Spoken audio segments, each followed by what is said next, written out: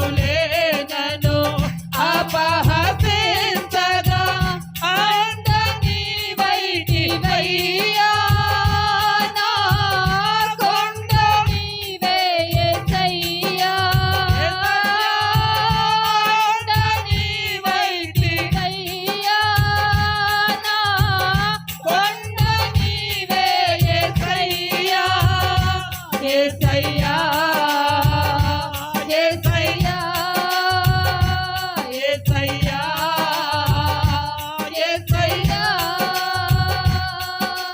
నిన్నే నిన్నే నే కొలుతునయ్యా నీవే నీవే నా రాజువయ్యా నిన్నే నిన్నే నే కొలుతునయ్యా నీవే నీవే నా రాజువయ్యా యేసయ్యా యేసయ్యా యేసయ్యా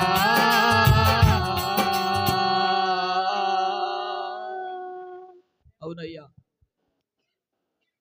కొండలలో లోయలలో అడవులలో ఎడారులలో కొన్నిసార్లు మా బ్రతుకులు కొనసాగుతున్నటువంటి అనుభవాలలో నిరాధారమైనటువంటి ప్రతికూల పరిస్థితులలో నీవే మాకు ఆధారమై ఆశ్రయమై అనుక్షణము మమ్మలను కలుసుకొని పలకరిస్తూ ఈరోజు వరకు ఈ రీతిగా మమ్మల్ని అందరిని నడిపించిన మా నాథుడా మీకు స్తోత్రమని రెండు చేతులు పైకెత్తి బిగ్గరగా దేవుని స్తోత్రం చెల్లించుకుందాం. హృదయపూర్వకంగా దేవుని స్తోత్రాలు చెల్లించుకుందాం. హల్లెలూయా హల్లెలూయా హల్లెలూయా. మీకు స్తోత్రము నాయన, మీకు స్తోత్రము నాయన, మీకు స్తోత్రము నాయన, స్తోత్రము నాయన, స్తోత్రము నాయన, స్తోత్రము నాయన, స్తోత్రము నాయన, స్తోత్రము నాయన. హల్లెలూయా. మీకు స్తోత్రం. మహాపరిశుద్ధుడును ప్రేమ నమ్మకం కలిగిన మా ప్రియ పరలోకపు తండ్రి, మీకే మా కృతజ్ఞతలు స్తుతులు చెల్లించుచు ఉన్నా. నిరాధారులను విడువని దేవుడవు, నిరాధారులను బట్టి బలాత్కారులు ఒకవేళ మరింతగా బలాత్కారం చేయ పూనుకుంటూ దేవుడు దీనిని విచారించడు అని అనుకుంటూ ఎన్ని దుష్ట క్రియలు చేసినా ఒక రోజున మీరు లేచే దేవుడు అని 10వ కీర్తన ద్వారా నాతో మాతో మీరు మాట్లాడారు. మీకు స్తోత్రం. మా బ్రతుకులో ఆ సమయం వచ్చే వరకు మేమంతా కూడా నిరీక్షణ కలిగిన వారమై మిమ్మల్నే ఆధారం చేసుకొని మీ మీదే ఆనుకొని ఇంతవరకు మా మనుగడ కొనసాగడానికి మాకు సహాయం చేశారు. ఇక ముందుకు కూడా ప్రభువా మీ కృప ఆ విధంగా మా అందరికీ కలగజేసి మీ నామానికి మహిమ తెచ్చుకోమని ఈ దాసురాలు ప్రభువా నీ పక్షాన నిలబడుతూ ఉండగా మీరు బలపరిచి మా అందరి కొరకు మీ లేఖనాలలో నుంచి మాట్లాడి ఆత్మీయంగా ఆయన మమ్మల్ని అందరూ లేవనెత్తి మీరే మహిమ ఘనత ప్రభావాలన్నీ పొందుకుంటారని మా ప్రభువును రక్షకుడైన యేసయ్య పరిశుద్ధమైన ఘననామములో ఈ కొద్ది స్తుతి ఆరాధన మీకు సమర్పించి ప్రార్థించి అడిగి వేడుకుంటున్నాం మా ప్రియ పరలోకపు తండ్రి. ఆమేన్. హల్లెలూయా హల్లెలూయా. దయచేసి అందరం కూర్చుందాం ప్రియులరా, అందరం కూర్చుందాం. ఈ సమయంలో దేవుని యొక్క మాటలను దైవ గ్రంథంలో నుంచి మనం ధ్యానం చేసుకుందాం. దేవుడు తన దాసురాలను మరుగుపరిచి మన కొరకు మరి మాట్లాడబోతూ ఉండగా శ్రద్ధాసక్తులు కలిగి దేవుని యొక్క వాక్యాన్ని విని దైవిక దీవెన ఆశీర్వాదాలు పొందుకుందాం. ఈ సమయాన్ని పాస్టర్ గారికి నేను అప్పగిస్తున్నాను. వారు వచ్చి దేవుని యొక్క మాటలు మనతో పంచుకుంటారు.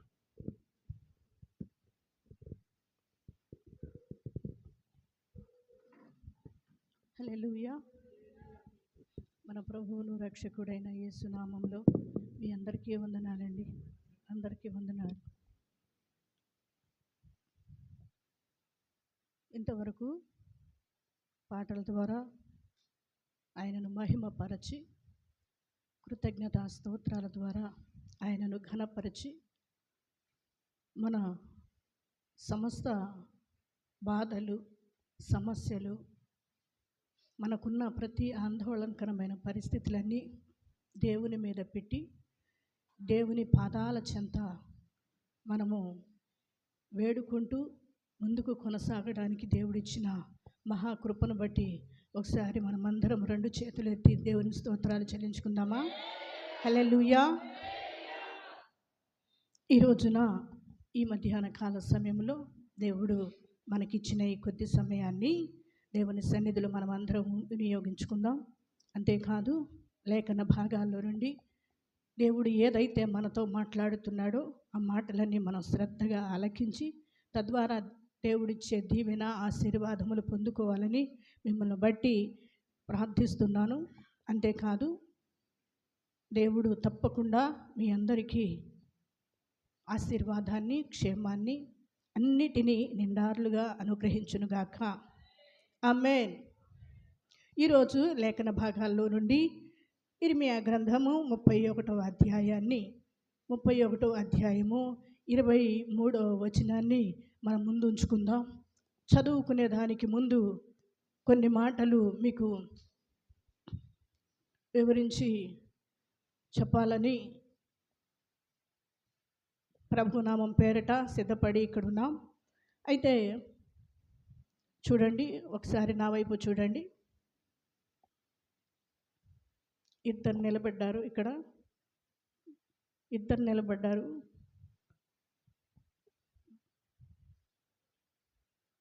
మీ అందరికీ ఒక్కొక్కరికి ఒక్కొక్క ఎకరం పొలం ఉందనుకోండి. వ్యవసాయ భూమి ఒక్కొక్కరికి ఒక్కొక్క ఎకరం ఉందనుకోండి. ఆ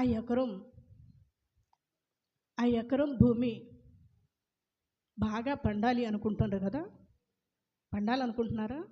పండాలనుకుంటాం. మనం అందరం ప్రతి ఒక్కరూ వ్యవసాయ భూమి కొనేది ఎందుకయ్యా అంటే, కొంచెం 4 గింజలు వేసుకుంటే సంవత్సరం అంతా కొనుక్కోకుండా, బయటికి వెళ్ళి ఎవరిని బదులు అడుక్కోకుండా జీవనం కొనసాగుతుంది.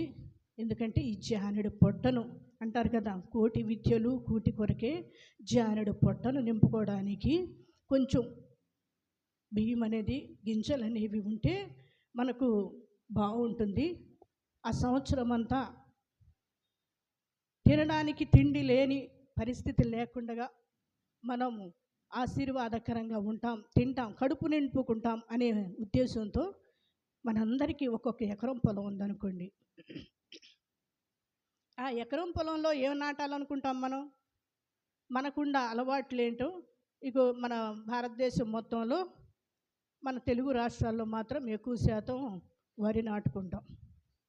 బియ్యం తింటాం కాబట్టి వరి నాటుకుంటాం. వాటిలో కూడా శ్రేష్టమైనవి నాటుకుంటాం. అవునా? శ్రేష్టమైనవి కొన్ని తినదగ్గాయి ఉంటాయి, కొన్ని వారి ఏదో పనుల కోసం ఉంటాయి. కాబట్టి రవ్వ కోసం వాడుకుంటారు కొంతమంది తినడానికి. మనమైతే శ్రేష్టమైన బియ్యం తింటాం. ఇక్కడ చిన్న బియ్యం ఏమంటాయి? సామముసరి బియ్యం తింటాం. అవునా? బాగా పండాలని కోరుకుంటాం. అయితే దేవుడు కూడా ఇక్కడ ఒక మనిషి వారి హృదయం ఒక వ్యవసాయ భూమిని పోలి ఉందని యేసు ప్రభు వారు తరచుగా ఆయన శరీరధారిగా ఉన్న దినాల్లో చెప్పాడు. ఏంటంటే మంచి నేలన పడిన విత్తనము అండి.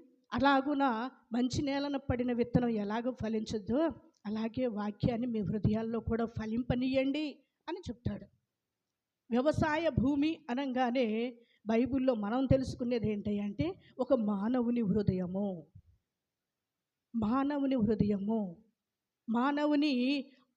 ఆలోచనలు అని గ్రహించాలి. అయితే ఇక్కడ దేవుడైన యెహోవా ఇర్మియా గ్రంథం 31వ అధ్యాయము 23వ వచనంలో 3వ లైన్ దగ్గర నుండి చదవండి. నేను వారిని తిరిగి రప్పించిన తరువాత యూదా దేశములోను 23 చదవండి మొదటి నుంచి. ఇశ్రాయేలు దేవుడును సైన్యములకు అధిపతియగు యెహోవా ఇలాగు సెలవిచ్చుచున్నాడు. చెరలో నుండి నేను వారిని తిరిగి రప్పించిన తరువాత యూదా దేశములోను దాని పట్టణములోను జనులు నీతి క్షేత్రమా ప్రతిష్ఠిత పర్వతమా యెహోవా నిన్ను ఆశీర్వదించును గాక అను మాట ఇకను వాడుకొందురు. ఎవరట? ఒకసారి నీతి క్షేత్రమా ప్రతిష్ఠిత పర్వతమా అనే మాటను మనం అందరం కలిసి చదువుదామా? నీతి క్షేత్రమా ప్రతిష్ఠిత పర్వతమా యెహోవా నిన్ను ఆశీర్వదించును గాక. ఆమెనన్నారా? ఎవరినంట? నీతి క్షేత్రమా అంటే ఇప్పుడు నేను చెప్పాను కదా, మనకు పొలం ఉంటుందని. నీతి క్షేత్రమా, పొలము అంటే నేను మొదటే చెప్పా, మీకు వ్యవసాయ భూమి ఉంటే ఏమి నాటుకుంటారో, మానవుని హృదయంలో ఏమి నాటుకోవాలో ఇక్కడ దేవుడైన యెహోవా అంటున్నాడు, నీతి క్షేత్రమా, ప్రతిష్ఠిత పర్వతమా. నీతి క్షేత్రమా, ప్రతిష్ఠిత పర్వతమా. మానవుని హృదయంలో నీతి అనే మానవుని హృదయం అనే పొలంలో నీతి అనేది విత్తుకుంటే దానిని ఒక పెద్ద ప్రతిష్ఠిత పర్వతములాగా ప్రతిష్ఠించుకుంటే, పర్వతం ఎప్పుడైనా కదలటం చూసాం మనం? పర్వతాలు ఎప్పుడైనా కదిలినాయా? కనీసం చిన్న చిన్న ఈ బండలు కూడా కదలవు మనకు. కానీ ఇక్కడ ప్రతిష్ఠిత పర్వతమా,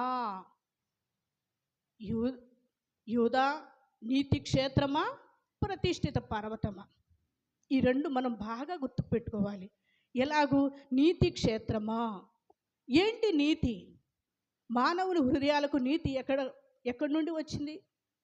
మనందరికీ నీతి ఆయనే ఆపాదింపచేశాడు. మీరు అనుకుంటున్నాం, మనం అందరం అనుకుంటున్నాం ఆయనలో విశ్వాసం ఉంచాం కదండి, ఆయన నీతిమంతుడు కదా, నీతిమంతుడు లేడు, ఒక్కడునూ లేడు అని చెప్పాడు కదా దేవుడు. కాబట్టి మేము ఆయన యందు విశ్వాసం ఉంచి మేము అందరము బాప్తిస్మలోనికి వచ్చేసామండి, మేము అందరము రక్షింపబడ్డామండి. అంతేకాదు ప్రతి నెలలో బల్లారాధన కూడా తీసుకుంటున్నామండి. ఒకవేళ తీసుకుంటే తీసుకోవచ్చు కాక, ఎందుకంటే మీలో ప్రతిష్ఠితం జరిగిందా? నీతి క్షేత్రములో నీతి విత్తనాలు మొలిచాయా లేకుంటే మొలవలేదా? ఒకవేళ మొలిస్తే అవి ప్రతిష్ఠింపబడ్డాయా? అప్పుడప్పుడు వచ్చిపోయాయా? అప్పుడప్పుడు వచ్చిపోతాయి కదా, కొన్ని చుట్టాలు వచ్చి అట్లా పోయినట్టుగా పోతాయి. ప్రతిష్ఠించుకున్నారా? లేకపోతే అప్పుడప్పుడు పోయాయా మీ క్షేత్రాలలో, మీ హృదయాలలో నీతి విత్తనాలు అని ఒకసారి పరిశీలన చేసుకుందాం. ఏంటి ఆ నీతి విత్తనాలు? ఆ హృదయ క్షేత్రంలో ప్రభు స్పష్టంగా మాట్లాడుతున్నాడు, నీతి క్షేత్రమా, ప్రతిష్ఠిత పర్వతమా, యెహోవా నిన్ను ఆశీర్వదిస్తాడు. ఈ 2025 సంవత్సరంలో బాగా ఆశీర్వదింపబడాలనుకుంటున్నాం కదా, బాగా దీవెనకరంగా ఉండాలనుకుంటున్నాం కదా, అనేకులకు దీవెనకరంగా, అనేకులకు ఆశీర్వాదకరంగా, అనేకులకు మేలుకరంగా, అనేకులకు మార్గదర్శకులుగా ఉండాలని కోరుకున్నాం మనం. ఇక్కడ దేవుడు చెప్తున్నాడు, నీతి క్షేత్రమా, ప్రతిష్ఠిత పర్వతమా, యెహోవా మిమ్మును ఆశీర్వదిస్తాడు. ఏంటి? అప్పుడు దాకా వాళ్ళు ఆశీర్వదింపబడ్డారు. దేవుడు వారికి ఆశీర్వాదాన్ని ఇచ్చాడు, కానీ ఆశీర్వాదాన్ని వారు పోగొట్టుకున్నారు. కాబట్టి మరలా మీకు ఆశీర్వాదం వస్తుంది. మీరు ఏడ్చారే, మీ ఏడుపును బట్టి నేను గడిచిన దినాల్లో ఎప్పుడో ఒకసారి ఒక వారం మాట్లాడాను, బబులోను నదుల యొద్ద ఉండి సియోనును జ్ఞాపకం చేసుకొని ఏడ్చారు అని.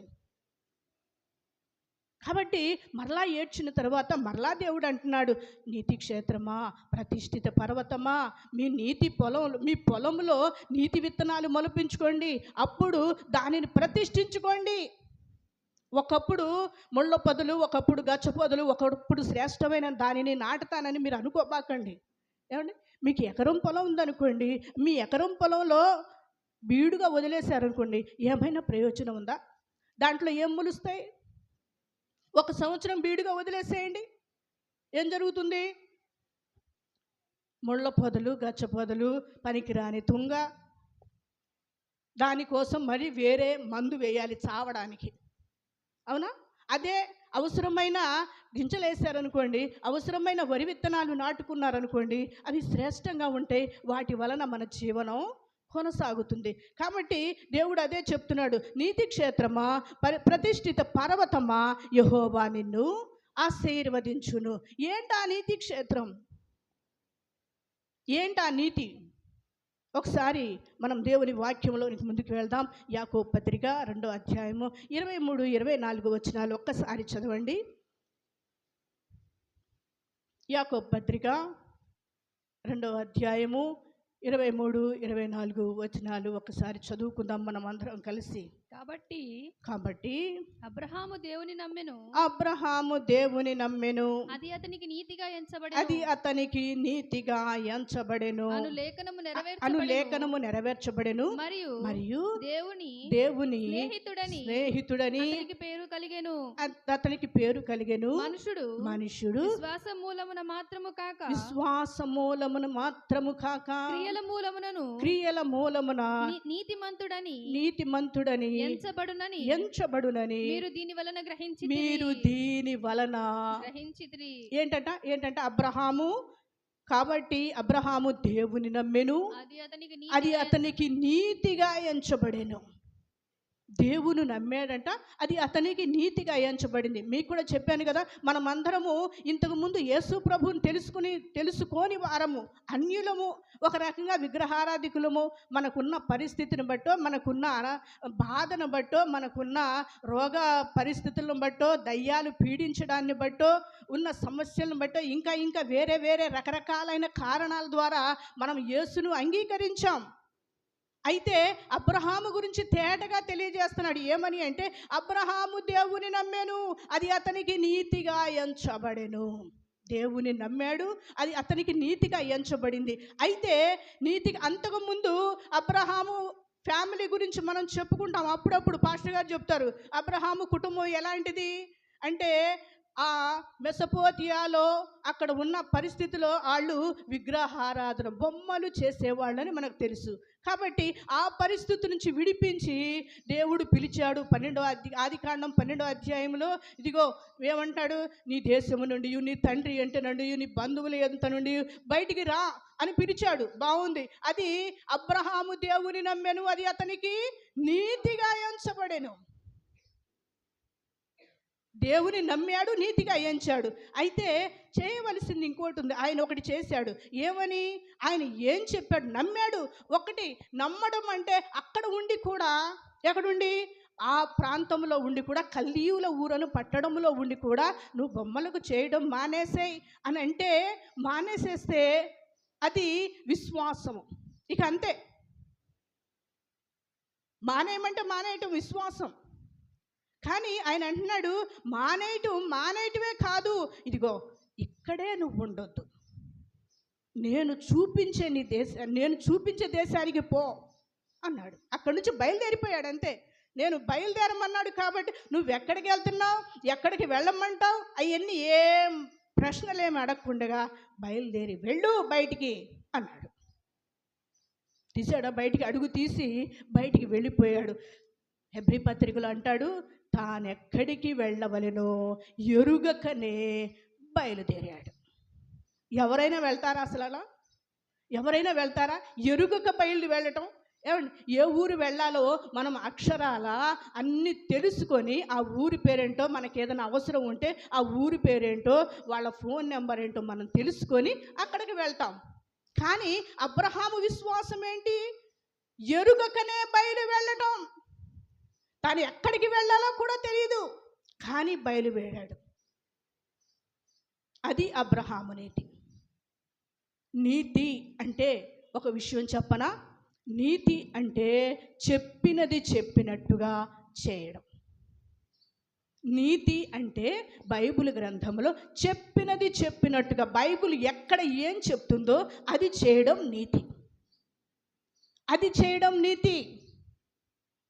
అబ్రహాము ఏం చేయమన్నాడో, ప్రభువు ఏం చేయమన్నాడో అసలు ఆ దేవుని పేరు తెలియదు, ఆ దేవుడు అంటే ఎవరో తెలియదు, ఏంటో తెలియదు, ఆయన సిద్ధాంతం ఏంటో తెలియదు, ఆయన నిబంధనలు ఏంటో తెలియదు, ఆయన కట్టడలు ఏంటో తెలియదు. తెలియకపోయినా వెళ్ళమన్నాడు బయటికి అంటే బయలుదేరి వచ్చేసాడు. అది అబ్రహాము నీతి. అంతేకాదు, క్రియల వలన అబ్రహాముని ప్రేమించి దేవుడు 100 సంవత్సరాలకి ఒక కొడుకునిచ్చాడు. ఆ కొడుకునిస్తే ఆయన్ని కూడా దేవుడు అంటాడు, అబ్రహామా నాకు ఇచ్చేయి అంటాడు. నాకు ఇచ్చేయి అనగానే ఇచ్చేయడానికి తీసుకుపోయాడు. ఇచ్చేసినట్టే, ఇక తీసుకెళ్ళాడు మోరియా పర్వతం మీదకి, ఇచ్చేయడానికి సిద్ధమయ్యాడు. దేవుడే కంగారు పడిపోయి, అబ్రహమా అబ్రహమా ఆగు, నాకెంత భయపడుతున్నావయ్యా నువ్వు, నేనంటే నీకు అసలు ఎంత ప్రేమ, నేనంటే నీకు ఎంత విశ్వాసము, అసలు నేను చెప్పింది ఒక్కటైనా నువ్వు తప్పలేదయ్యా, అసలు నీ దగ్గర ఏం ప్రశ్న లేకుండగా ఏంటి నేను ఎక్కడికి వెళ్ళమంటావు, నన్ను ఏం చేయమంటావు అనే మాట నువ్వు ఒక్క మాట కూడా అడగకుండా బయటికి తీసుకెళ్ళవు చూడు. అందుకని పాత నిబంధన ఆది కాండములో నుండి చివరి వరకు అబ్రహాము పేరు లేకుండా ఎక్కడ ముగించబడలేదేమో. అదే మాట ఉంటుంది, ఏమని? అబ్రహాము దేవుని నమ్మెను, అది అతనికి నీతిగా ఎంచబడెను. ఇప్పుడు మనం ఏం చేయాలి? మనకు నీతిగా ఎంచబడాలి అంటే మనం ఇర్మియా గ్రంథంలో చదువుకున్నాంగా, నీతి క్షేత్రమా, ప్రతిష్ఠిత పర్వతమా, యెహోవా నిన్ను ఆశీర్వదించు. అంటే ఏంటి? అంటే ఏంటి? ఈ అబ్రహామును బట్టి మనం తెలుసుకోవాల్సింది ఏంటయ్యా అంటే, అబ్రహాము దేవుని ఎలాగూ నమ్మాడో, ఎలాగూ నమ్మి తను ఏమి కారణాలు అడగకుండా పదా అంటే వెళ్ళిపోయాడో, ఏ పని అయితే చేశాడో ఆ పని చేయడమే నీతి. అక్కడ 24వ వచనం అంటాడు, మనుషుడు విశ్వాస మూలమున మాత్రమే కాక క్రియల మూలమునను నీతిమంతుడని ఎంచబడునని మీరు దీని వలన గ్రహించారు. ఏమండి, మనం అనుకుంటాం మేము యేసు ప్రభువుని నమ్ముకున్నామండి, యేసు ప్రభువుని నమ్ముకున్న తర్వాత ఆయన రక్షించాడు, ఆయన సన్నిధిలోకి వచ్చేసాం, మా పాప భారం అంతా ఆయన తీసేశాడండి, తీసేశాడు. నిజమే, రక్షణ మాత్రమే విశ్వాస మూలముగా కలిగింది. రక్షణ దేవుని దగ్గర నుండి వచ్చే రక్షణ మాత్రమే విశ్వాస మూలముగా కలిగింది. అంతే తప్ప నేను ఏమి చేయనండి, రక్షణ ఒకటి పొందుకుంటానండి అంటే దేవుని రక్షణ అనే బాప్తిస్మాన్ని నేను పొందుకుంటానండి, ఇక మిగిలిన క్రమాలు క్రియలు నాకేవి అవసరం లేదు అని అంటే, ఈ క్రియలు రేపొద్దున మీకు ఉండవు. నీతిమంతుడని మీరు తీర్చబడలేరు. రక్షణ మాత్రమే పొందుకొని, విశ్వాస మూలమున రక్షణ పొందుకొని, క్రియలు లేని విశ్వాసము మృతమైనది అని ఈ యాకోబు భక్తుడే చెప్తాడు. క్రియలు లేని విశ్వాసం మృతం. కాబట్టి ఈ మధ్యాహ్న కాల సమయంలో ఏంటి దేవుని నీతి క్రియలు ఏంటవి? ఒకటి, అబ్రహాము దేవుని నమ్మెను, అది అతనికి నీతిగా ఎంచబడెను. అబ్రహాము ఎలాగు నమ్మాడు? ఆయన ఏం చేయమన్నాడో అదే చేశాడు, అదే నీతి, అదే నీతి. అసలు ఆయన వెళ్ళమన్నాడంతే, మారు మాట్లాడకుండగా. బైబిల్ గ్రంథం అంతా చెప్పేదేంటయ్యా అంటే విశ్వాసము విశ్వాసము విశ్వాసము. విశ్వాసము అంటే నిర్వచనము, విశ్వాసం అంటే నిర్వచనం ఏంటయ్యా అంటే అదృశ్యమైనవి ఉన్నవనుటకు రుజువు. మీకు మనకు కనబడవే, ఇప్పుడు కనబడట్లేదు చూసారా, అవి ఉన్నవనుటకు రుజువు. హెబ్రీ పత్రికలో అదే అంటాడు, విశ్వాసం అనున్నది నిరీక్షింపబడి వాటి యొక్క నిజ స్వరూపము. నిజ స్వరూపము. ఆ నిజ స్వరూపమును అబ్రహాము చూశాడు. నిజ స్వరూపమును అబ్రహాము చూశాడు. ఆయన ఎక్కడికి వెళ్ళాలో తెలియదు, బయటికైతే కనపడట్లేదు, కానీ ఆయన బయలుదేరి వెళ్ళిపోయాడు. అది అతనికి నీతిగా ఎంచబడింది. బయలుదేరారు చూసారా, అది క్రియ.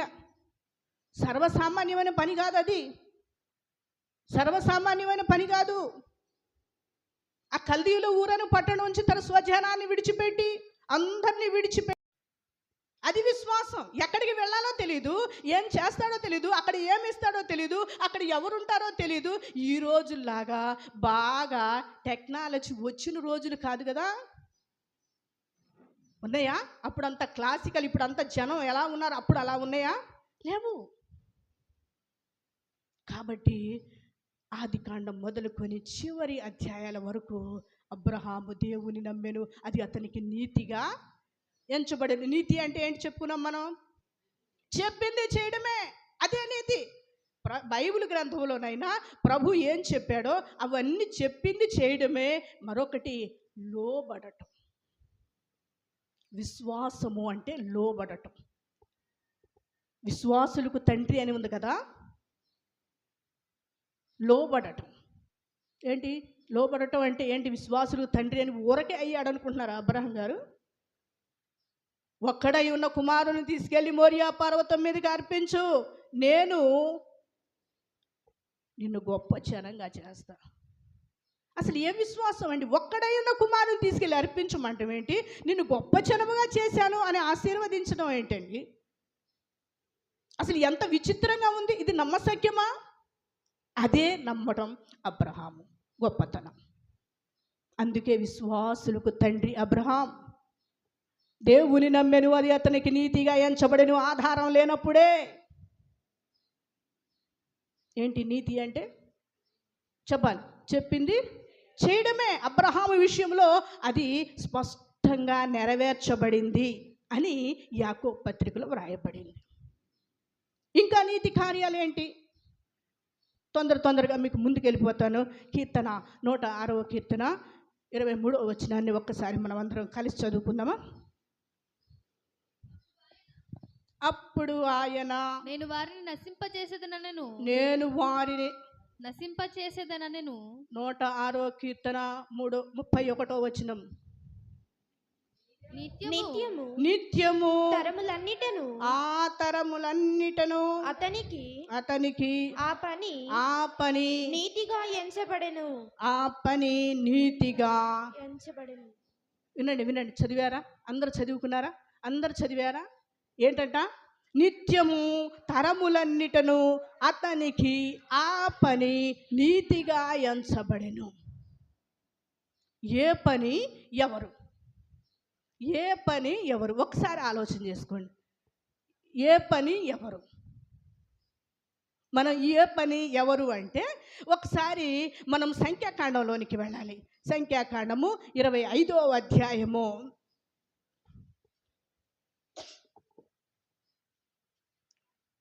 సంఖ్యాకాండము 25వ అధ్యాయము 11వ వచనాన్ని చూడండి. వారి మధ్యను చదవండి. నేను ఓర్వలేని దానిని తాను ఓర్వలేకపోవుట వలన ఇశ్రాయేలీయుల మీద నుండి నా కోపమును మళ్ళించెను గనుక నేను ఓర్వలేకయుండియు ఇశ్రాయేలీయులను నశింపచేయలేదు. 106వ కీర్తన 23వ వచనంలో ఉండి ఆ తరములన్నిటికీ ఆ రోజు నుండి ఈ రోజు వరకు ఒక నీతి కార్యం ఒకటి ఉంది. అది ఏంటయ్యా అంటే ఇక్కడ సంఖ్యాకాండంలో చెప్పబడింది. ఈయన ఎవరయ్యా అంటే ప్రధాన యాజకుడైన అహరోను మనుమడైన ఎలియాజరు కుమారుడైన ఫినెహాసు. వీళ్ళు ఇశ్రాయేలీలు అరణ్య ప్రయాణములో వస్తా ఉండగా వీళ్ళని శపించమని ఒక రాజు వచ్చాడు. ఎవరైనా శపించమని ఒక రాజు వచ్చాడు. బాలాకు రాజు మోయాబు ప్రాంతానికి వచ్చేపాటికి బాలాకు అనే రాజు ఉండి బిలాము అనే ప్రవక్తను పిలిచి, ఇదిగో ఇశ్రాయేలీలు ఎంతమంది దిగారు కదా, వీళ్ళందరినీ శపించవా అని అడిగితే అది నేను శపిస్తానన్నాడు. దేవుడు ఊరుకోలేదు. దేవుడు ఏమన్నాడు? యాకోబు ఈ సంతానాన్ని ఇశ్రాయేలును బాగా దీవించాడు. ఎలా దీవించాడు? ఆయన అంటున్నాడు, ఇదిగో ఆయన యాకోబులో ఏ దోషం కనుగొనలేదయ్యా, ఇశ్రాయేలులో ఏ వంకరతనము చూడలేదయ్యా అని అన్నాడా? అనలేదా? బాగా నమ్మేది ఇది చూడండి. ఏ వంకరతనం చూడలేదయ్యా అన్నాడా? అనలేదా? 24వ అధ్యాయంలోనే ఆ మాట అన్నాడు. 24వ అధ్యాయంలోనే ఆ మాట అన్న తర్వాత ఏమండి, ఇంతగా పొగిడిన తర్వాత జనం ఎలా ఉండాలి? వినాలి. ఇంతగా జనం దేవుడే పొగిడాడు కదా, అరే ఎంత మంచిదో. ఏమండి, ఇప్పుడు నేనున్నాను, నన్ను మేరీ నువ్వు చాలా మంచిదానివి అని పాస్టర్ గారు పొగిడారు అనుకోండి, మా వారు పొగిడారు అనుకోండి, నన్ను నేనేం చేయాలి? ఆ పొగిడిందన్న దానికి తగ్గట్టుగా ఇంకా కొంచెం మంచి పనులు చేయాలా చేయకూడదా? ఏమండి, నన్ను పొగిడారనుకోండి, మీరు అందరూ పాస్టమ్మ గారు మంచిది అని అన్నారనుకోండి, ఆ మంచితనం ఏదో చూపించడానికి ఇంకొంచెం మంచి పనులు చేయాలి. చెయ్యాలా వద్దా? చెయ్యాలా? మాట్లాడండి, చెయ్యాలా? కానీ ఇశ్రాయేలీయులు ఏం చేశారో తెలుసా? ఇశ్రాయేలీయులు ఏం చేశారో తెలుసా? మీరు బాగా గుర్తుంచుకోవాలి. ఆ 24వ అధ్యాయంలోనే అన్నాడు, అయ్యా ఆ ఇశ్రాయేలీల్లో, ఆ యాకోబు సంతానంలో అసలు ఏ వంకరతనం లేదయ్యా, ఏ లోపము లేదయ్యా, ఏ దోషముని నేను చూడట్లేదయ్యా, నిలువెల్లా చూసినా వారిని ఎందుకు శపించడం అని ఆయన బిడ్డలైన వారి పక్షాన దేవుడే సెలవిస్తే 25వ అధ్యాయంలోనికి వచ్చేపాటికి వీళ్ళు చేసే పని మామూలుగా లేదు. 25వ అధ్యాయంలో మొదటి వచనం చదవండి. ఇశ్రాయేలీయులు షిత్తీములో దిగి ఉండగా ప్రజలు మోయాబు రాండ్రతో వ్యభిచారము చేయసాగిరి. చాలు. బాగుందా ఇది? ఏమండి, ఇది వంకరతనం కాదా? వంకరతనము లేదు అని పొగిడిన వెంటనే మరొక అధ్యాయంలోనికి రాగానే మొట్టమొదటి అంటాడు, మోయాబు రాండ్రతో ఇశ్రాయేలీలు వ్యభిచారం చేయసాగారు. మరి అలాంటప్పుడు ఈ యాజకుడు ఊరుకుంటాడా? దేవుని భయం ఉంటుంది కదా. అరే ప్రజలారా, మీకు కనీసం ఉండవలసిన జ్ఞానము లేదే, ఉండవలసిన తెలివితేటలు లేవే, ఉండవలసిన భయభక్తులు లేవే అని తనలో తాను నొచ్చుకొని, ఇది దేవునికి వ్యతిరేకమైన పని, దేవునికి అయిష్టమైన పని, ఇది శాపితమైన పని, కాబట్టి ఇదిగో ఇలాంటి వారు ఉండకూడదు అని చెప్పి, ఇలాంటి వారు ఉండకూడదని చెప్పి, ఇదిగో ఇక్కడ ఈ పాపము చేయడానికి వెళ్ళారే వాళ్ళని వెనకాలే బయలుదేరి మోయాబురాలు, ఒక ఇశ్రాయేలీయుడు ఒక మోయాబీరాలు, వీళ్ళు చేసేది అదేగా. ఒక ఇశ్రాయేలీయుడు ఒక మోయాబీరాలు ఇద్దరూ కలిసి పాపము చేయడానికి వెళ్తూ ఉంటే ఈ ఫినెహాసు వెళ్ళి వాళ్ళ, చదవండి తర్వాత ఆ అధ్యాయాన్ని మీరు చదువుకోండి, వాళ్ళ పడక చోటికి వెళ్ళి ఈట పట్టుకొని పడక చోటికి వెళ్ళి గుచ్చాడు. పై నుండి క్రింది వరకు గుచ్చేశాడు.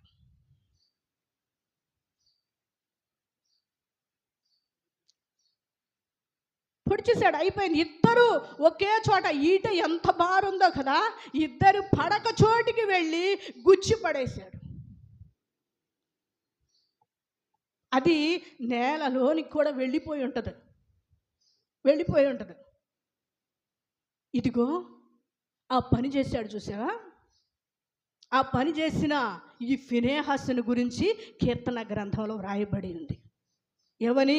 తరములన్నిటను, ఏమండి, ఆ రోజు ఆ రోజు అనేం లేదు, ఈ రోజు ఆ రోజు, ఏమండి, అది ఇశ్రాయేలీయులండి, అజ్ఞాన కాలం అండి అని అనుకుంటారేమో. కాదు. కొరింథీ పత్రికలో అంటాడు, మీలో జారత్వం ఉన్నదని వదంతి కలదు, ఒకడు తండ్రి భార్యను ఉంచుకున్నాడంట, అట్టిది అన్యులలో కూడా జరగదు. అది ఇశ్రాయేలీయుల కోసం అండి, అది అజ్ఞాన కాలం అండి అని అనుకోవడానికి లేదు. మనలోని ఉన్న మన నీతి క్షేత్రంలో నీతి మొలచిందా లేదా? నాటుకున్నామా లేదా? అది మొలిచిందా?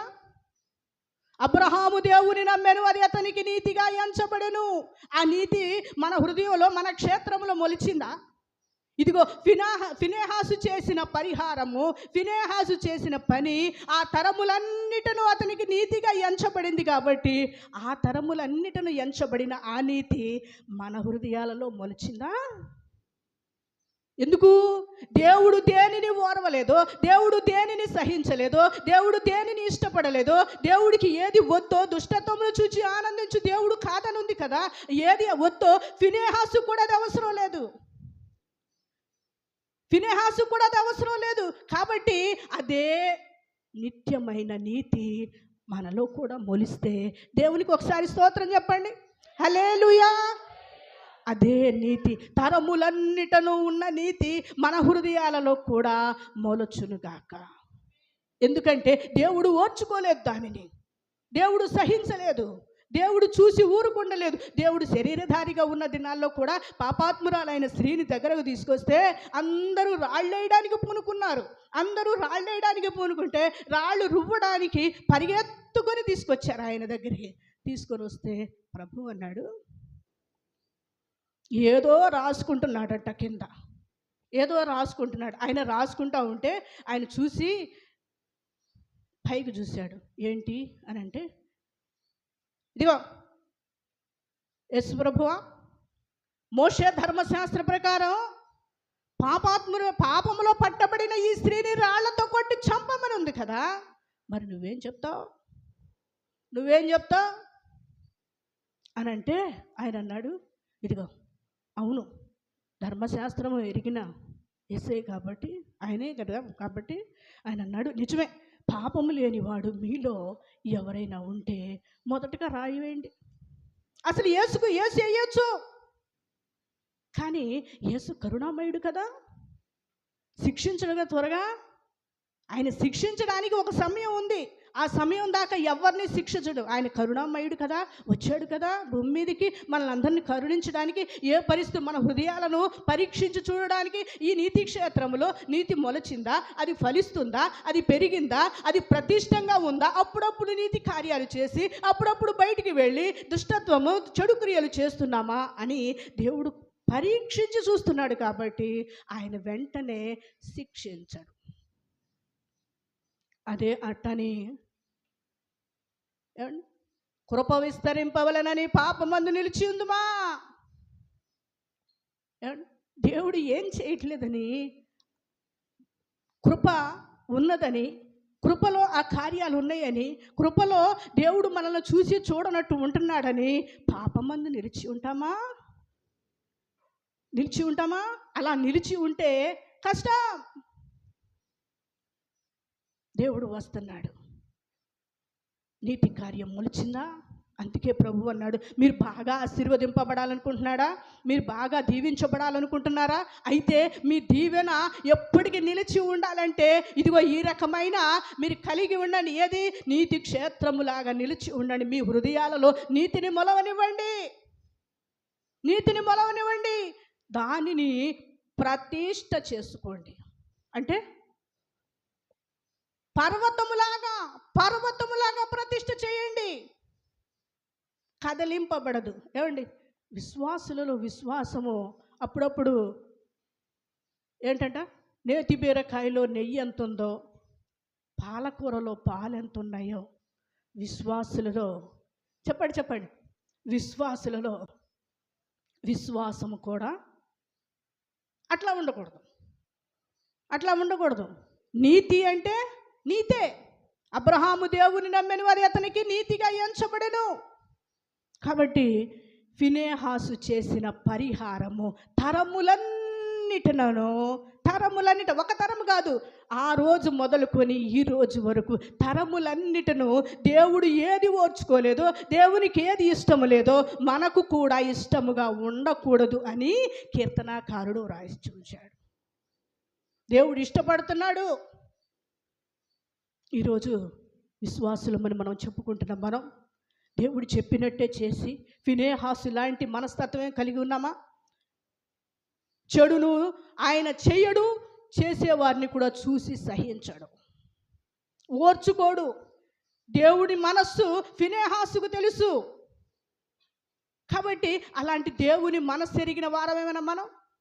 అలాంటి వారమైతే ఖచ్చితంగా నీతి క్షేత్రమే. అలాంటి వారమైతే నిశ్చయముగా ఆయన ఆశీర్వదిస్తాడు. కాబట్టి ఇక్కడ ఫినెహాసు చేసే పని మనమందరము తప్పకుండా చేయవలసి ఉంటుంది. ఆ తర్వాత ముందుకెళ్ళిపోదాం. లేఖనాల నుంచి యెషయా గ్రంథము 58వ అధ్యాయము. ఇక్కడ ఇంకొక నీతి ఉంది. యెషయా గ్రంథము 58వ అధ్యాయము 8వ వచనాన్ని ఒకసారి చదవండి. గబగబా ముందుకెళ్ళిపోదాం. చదవండి. నీ ఆహారము ఆకలిగొనిన వారికి పెట్టుటయు, ఆ, నీ రక్త సంబంధికి నీ రక్త సంబంధికి ముఖము తప్పింపకుండుటయు ఆ, దిక్కుమాలిన బీదలను ఉమ్, నీ ఇంట చేర్చుకొనుటయు నీ ఇంట చేర్చుకొనుటయు వస్త్రహీనుడు నీకు కనపడినప్పుడు వస్త్రహీనుడు నీకు కనబడినప్పుడు వానికి వస్త్రములు ఇచ్చుటయు వానికి వస్త్రములిచ్చుటయు ఇదియే గదా ఇదే కదా నాకిష్టమైన ఉపవాసము. నాకిష్టమైన ఉపవాసము. అలాగున నీవు చేసిన ఎడల అలాగు నీవు చేసిన ఎడల నీ వెలుగు వేకువ చుక్క వలె ఉదయించును. నీ వెలుగు వేకువ చుక్కవలే ఉదయించును. స్వస్థత నీకు శీఘ్రముగా స్వస్థత లభించును. నీకు శీఘ్రముగా లభించును. నీ నీతి నీ ముందర నడుచును. నీ నీతిని ముందర నడుచును. యెహోవా మహిమ యెహోవా మహిమ నీ సైన్యపు వెనుకటి భాగమును నీ సైన్యపు వెనుకటి భాగమున కావలి కాయును. కావలి కాయును. ఇక్కడ ఒక నీతి కార్యం కనపడుతుంది. ఇక్కడ నీతి కార్యం బాగా కనపడుతుంది. చూసారా, మన అందరికీ ఉపవాసాలు ఉండే అలవాటు ఉందిగా ఏమండి? మాట్లాడరేంటి? మన అందరికీ ఉపవాసం ఉండే అలవాటు ఉందిగా. ఎంతమందికి ఉంది ఉపవాసం ఉండే అలవాటు? వారంలో 1 రోజు, 2 రోజులు, 3 రోజులు ఉపవాసం ఉండే అలవాటు. ఉపవాసం ఉండే అలవాటు ఏమండి? ఉపవాసం ఉండటం అలవాటు చేసుకోండి, మంచిదే. ఎందుకంటారేమో, దేవునికి ఎంత అవసరమో మీ దేహానికి కూడా అంతే అవసరం ఉపవాసం. విన్నారా? ఒక రోజున దేహాన్ని ఎండబెట్టారనుకోండి, ఏం పెట్టకుండా ఎండబెట్టారనుకోండి, బాడీ అంతా దానికి అదే సెట్ అవుద్ది. కాబట్టి ఒక రోజు పెట్టండి, ఉపవాసం చేసే అలవాటు చేసుకోండి. శుక్రవారం ఉపవాసం ఉండి రండి. మీకు అనారోగ్యాలు రాకూడదనుకుంటే, బాడీకి అది సెట్ అయ్యి మీకు మీరే ఆరోగ్యవంతులుగా ఉండాలి అంటే దేవుడు చెప్పిన మాట ఒకటి పాటించండి. ఆయన ఎందుకు ఉపవాసం పెట్టమన్నాడు? ఉపవాసం ఉండమని ఎందుకు అన్నాడు? మీరు ఉపవాసం ఉండడం వలన ఆయన సన్నిధిలోనికి వచ్చి వేడుకుంటారు, ప్రార్థన చేస్తారు, మీకు మేలు జరుగుతుంది. మీకు ఉపవాస ప్రార్థన వలన కీడులన్నీ తొలగిపోతాయి, బాధలు పోతాయి. అది ఉపవాస ప్రార్థనలో ఉండే ప్రయోజనం. కాబట్టి ఉపవాసం ఉండే అలవాటు ఉందా? ఉపవాసం ఉండే అలవాటు లేకపోతే చేసుకోండి. అయితే ఉపవాసం ఉన్నప్పుడు చేయవలసిన పని ఇంకోటి చెప్తున్నాడు. మీరు ఉపవాసం ఉండదు. అసలు ఒక మాట చెప్పనా, మనం భక్తి పరులం కదా అండి, నీతి పరులేనా? మనకంటే ముందు పరిసయ్యులు బాగా నీతి పరులు. ఒక రోజున దేవాలయానికి పరిసయ్యుడు సుంకరి అనే ఇద్దరు వెళ్ళారు. దేవాలయానికి వెళ్ళి ప్రార్థన చేసుకుంటున్నారు. పరిసయ్యుడు ఏమైనా ప్రార్థన చేశాడు? చెప్పాలి. పరిసయ్యుడు ఏమైనా ప్రార్థన చేశాడు? బైబిల్ గ్రంథాలు బాగా చదివితే నోటికి నేను ఏం అడిగితే అది మీకు వస్తాయి. సుంకరి పరిసయ్యుడు ప్రార్థన చేస్తే, ప్రభువా నేను అన్యాయస్తుడిని కాదు, చోరుడుని కాదు, దొంగను కాదు, ఏది కాదు, కనీసం పక్కనున్న ఈ సుంకరి వాళ్ళకి కూడా నేను ఉండనందుకు నీ కృతజ్ఞతాస్తుతులు నాయనా అని ప్రార్థన చేస్తున్నాడు. అని దేవుడికి తనలో తానే హెచ్చించుకుంటున్నాడు. అంతేకాదు, వారానికి 2 సార్లు ఉపవాసం ఉంటున్నానయ్యా. వారానికంటే 2 సార్లు, పరిసయ్యుడు 2 సార్లు ఉపవాసం ఉంటున్నాడంట. మీరు అనుకుంటారు, పరిసయ్యుడు ఎన్నిసార్లు ఉపవాసం ఉంటే పాస్టమ్ గారు మీకెందుకు అని అనుకుంటున్నారా? అట్లంటే పొరపాటే. ఆ కింద వచనాల్లోనే ఆయన అంటాడు, ఇదిగో ఈ శాస్త్రుల నీతి కంటే, ఈ పరిసయ్యుల నీతి కంటే మీ నీతి అధికం కాకపోతే చెప్పండి, మీరు పరలోక రాజ్యానికి వెళ్ళరు. మనం అనుకుంటాం, ఉపవాస ప్రార్థన అది ఏ పని పాట లేని వాళ్ళకండి ఇది కావాల్సింది. ఏ పని పాట లేని వాళ్ళు కాసేపు వెళ్ళి ప్రార్థన చేసుకొని, కాసేపు ఉపవాసం ఉండి, కాసేపు ఏది పని పాట లేక 4 పాటలు పాడుకొని కాసేపు ప్రార్థన చేసుకొని వస్తారండి. వాక్యాన్ని పాటిస్తున్నాము, ఈ నీతి క్షేత్రము అనేది జనాలలో అసలు అవగాహనే లేదు. అవగాహన లేదు కాదు కదా, కనీసం దాన్ని చెవిని పెట్టడానికి కానీ, సరే అది ఏదో విని నేర్చుకుందామని కానీ, ఈ నీతి క్షేత్రంలో ఈ క్షేత్రంలో ఆ నీతి అనే మొక్క మొలిపించుకుందామని కానీ ఏ రకమైన ఆలోచన లేకపోతే రేపొద్దున మనము నిత్య నరకానికి వెళ్ళాల్సి ఉంటుంది. విన్నారా? దేవుడు చాలా చక్కగా మాట్లాడాడు. పరిసయ్యుల నీతి వారానికి 2 సార్లు ఉంటున్నాడు. ఒక రకంగా ఆయనను ఈ సుంకరి వల్ల ఉండనందుకు అని సుంకరిని హెచ్చిస్తూ కూడా ఆయన ఒక పాఠం చెప్తున్నాడు. ఈయన 2 సార్లు వారానికి ఉపవాసం ఉంటున్నాను అంటున్నాడు. కానీ ఈ పరిసయ్యుల నీతి కంటే మీ నీతి అధికం కండి, కనీసం ఇంకొక రోజు పెంచుకోండి. మరేంటి, ఎవరైనా ఉపవాస ప్రార్థన చేస్తున్నారంటే కనీసం చెయ్యి ఎత్తడానికి సంశయిస్తున్నారు. మనం అందరం పరలోకానికి వెళ్ళే భక్తులే కదా. ఒక రోజున ఇట్లాగే మీకులాగా అందరూ చాలా సీరియస్గా దేవుని మాటలు వింటున్నారంట. సంఘ పెద్దలు ఉంటారు కొన్ని సంఘాల్లో సంఘ పెద్దలు ఉంటే వాళ్ళు ఇట్లాగే ముందుకొచ్చి, మనవాళ్ళు అంటే వెనకాల కూర్చున్నారు కానండి, సంఘ పెద్దలు ముందు కుర్చీలో కూర్చొని చక్కగా కాలు మీద కాలు వేసుకొని, వాళ్ళకి ఇళ్లల్లో నిద్ర సాలదన్నట్టుగా, ఇళ్లల్లో స్థలం లేదన్నట్టుగా నిద్రపోవడానికి కాలు మీద కాలు వేసుకొని చక్కగా నిద్రపోతున్నారట. పాపం పాస్టర్ గారు ఏం చెప్తాడు? సంఘ పెద్దలు కదా, సంఘ పెద్దలు నిద్రపోతే ఏం చెప్తాడు? ఆ రోజున ట్రాన్స్ఫర్లు ఉండేవి కదా, కొన్ని సంఘాల్లో ట్రాన్స్ఫర్లు ఉంటాయి కదా. సంఘ పెద్దతో ఏం మాట్లాడితే, వీళ్ళకి ఏం చెప్తే ఈయన్ని ఎక్కడ ట్రాన్స్ఫర్ చేసేస్తాడోనని ఏం మాట్లాడకుండా, ప్రభువా నాకు ఒక ఆలోచన ఇవ్వు, ఈ సంఘ పెద్దలు ఇట్లా నా ముందు వరుసలో కూర్చొని ఇట్లా నిద్రపోతున్నారు అని దేవుడు ఒక ఆలోచన చెప్పాడంట. ఇట్లాగే నాకులాగా పరలోకానికి వెళ్ళాలి అనుకునే వాళ్ళందరూ ఒక్కసారి టకామని లేచి నిలబడండి అన్నాడట. ఏమర్థమైంది? పాపం ఈ సంఘ పెద్దల ముందు కూర్చున్నారేమో, ఆ ముందు కూర్చున్న వాళ్ళకి అర్థం కాల. ఏంటి, నిద్రపోయే వాళ్ళకి అర్థమైద్దా? నిద్రపోయే వాళ్ళు ఎవరిని ఉంటే వెళ్ళి నీళ్లు పెట్టి మొహం కడుక్కొచ్చుకోండి. అక్కడ బయట పంపు ఉంటుంది, ఆ పంపుతో నీళ్ళ దగ్గర నీళ్లు కడుక్కొచ్చుకోండి, మొహం కడుక్కొచ్చుకుంటే చాలు. అయితే ఎందుకంటే పక్కన వారికి కూడా ఇబ్బంది కలగకుండా ఉంటుంది. అయితే చెప్పాను కదా, పక్కన అందరు చూసి వీళ్ళు సంఘ పెద్దలంట, సంఘ పెద్దలు పరలోకానికి వెళ్ళే వాళ్ళు ఎవరో లెగమనంటే వీళ్ళు నరకానికి వెళ్తారనుకుంటా, అందుకని వీళ్ళు లెగలేదు అని అందరూ ఆలయంకు చూసి సంఘ పెద్దలు చూసి నవ్వారు.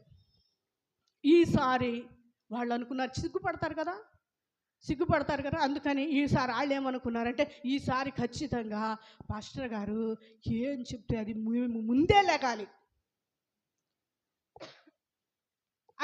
ముందే లెగాలి అనుకొని చక్కగా కాసేపు వాక్యం ఉన్నారు. ఆ తర్వాత కాసేపటికి ఏమండి అలవాటు పడిన తర్వాత నేను చెప్పినా వెళ్ళి మొహం కడుక్కోని వాళ్ళు లాగా వాళ్ళు కూడా అట్టాగే మొహం కడుక్కోలేదట. మొహం కడుక్కోకపోయేసరికి మళ్ళీ కొద్దిసేపటికి మళ్ళీ వస్తుంది కదా, మళ్ళీ వస్తుందా రాదా? నిద్ర పూనుకుంటుంది. కాబట్టి ఆ విషయం వీళ్ళు ఏం చేయాలి, ఈసారి టకామని లెగావాలని అనుకునేసరికి వెంటనే వీళ్ళు పాస్టర్ గారు కొద్దిసేపు వాక్యం తర్వాత, నరకానికి వెళ్ళేవారు ఒక్కసారి దేవునికి హల్లెలూయా చెప్పి లేచి నిలబడండి అన్నాడంట. అందరు కూర్చున్నారు, సంఘ పెద్దలు మాత్రమే లేచి నిలబడ్డారట. వాళ్ళకి ఏం వినపడింది అనుకుంటున్నారు? లేచి నిలబడండి అన్న మాట మాత్రమే వినపడింది. అప్పుడు కూడా కాబట్టి దేవుని వాక్యం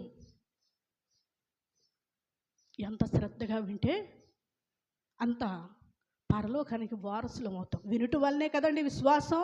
వినుట క్రీస్తుని గురించే కదా వినాల్సింది.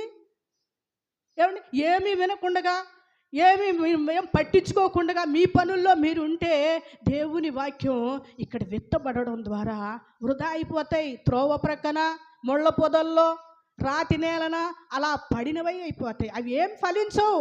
మంచి నేలన ఏవైతే పడతాయో అవి 100 అంతల ఫలం వస్తుంది. కాబట్టి ఇక్కడ ఒక నీతి విత్తనం గురించి చెప్తున్నాడు. మీ ముందర నీతి నిలబడాలి అంటే, మీకు స్వస్థత శీఘ్రముగా రావాలి అంటే ఏం చేయాలి అంటే, మీరు ఉపవాసం ఉంటారు కదా, మీరు ఉపవాసం ఉండండి. ఉండేటప్పుడు మీరు ఏం చేస్తారు అంటే, దిక్కుమాలినుళ్ళు ఉంటారే, కొంచెం అన్ని అవసరతలు కలిగి ఉంటారే, తినటానికి లేని వాళ్ళు ఉంటారే, వాళ్ళకి నువ్వేం చేస్తావు అంటే, నువ్వు ఆ రోజు తింటారు చూసారా, ఆ రోజు తింటారు చూసారా, ఆ తినే తిండిని ఎవరికైనా పెట్టండి, లేని వారికి.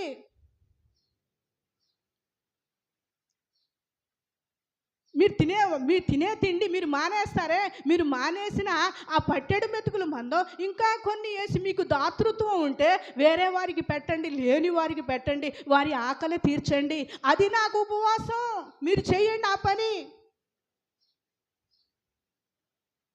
ఏమండి, దేవుడు చెప్పిన నీతి విత్తనం నీతి క్షేత్రంలో పండనీయకుండా అది కూడా మనమే గచ్చ పొదల్లాగా, ముళ్ళ పొదల్లాగా మొలిపించుకుంటున్నాం.